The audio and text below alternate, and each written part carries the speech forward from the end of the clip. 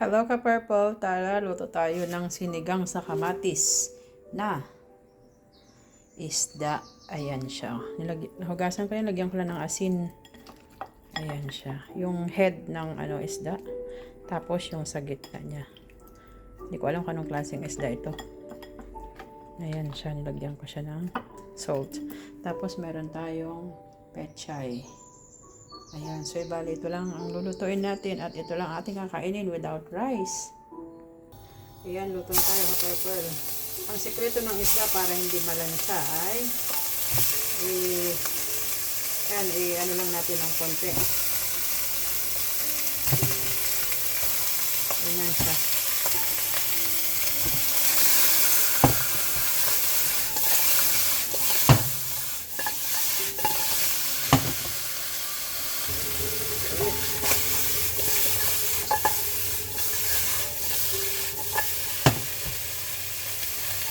Then, hanguin na natin ka-purple.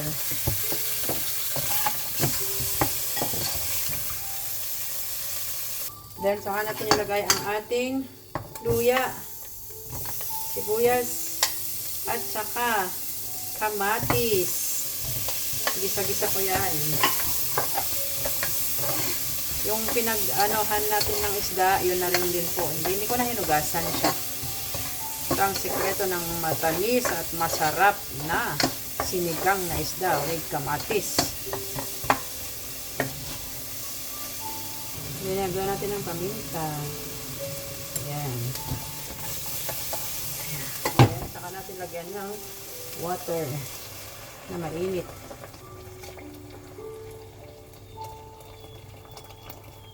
Ayan. Higop tayo ng maraming sabaw. Then, takpan po natin yung purple. Pakulan natin ng 10 minutes.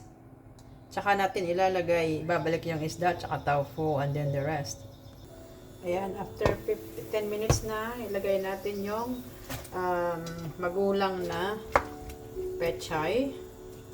And then, yung head for sinigang. Ayan siya, purple. Para yung lasa niyan mapunta. Yung laman niya, mamaya na lang.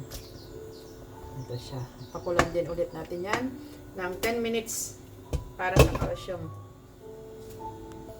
Ayan, after 10 minutes, ito na siya ka-purple. Tignan nyo, ang ganda ng milk. Tignan nyo yung yung soup niya, milky. Ito ang masarap sa sinigang na pag ganun ang style ng pagluluto. Ayan siya. So, lalagay na natin ang tofu. Ayan.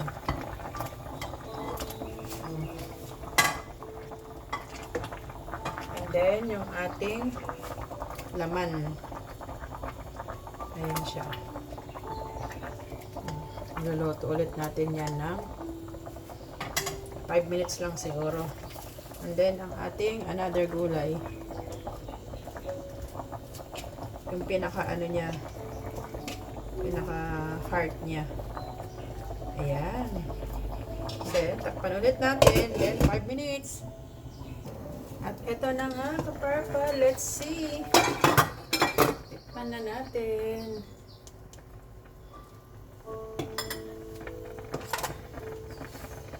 Let's taste.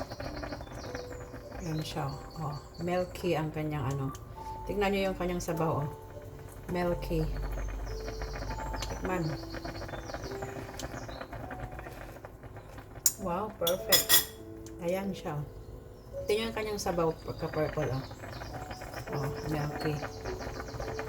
Ayan, ito ang hinahanap ko sa sinigang.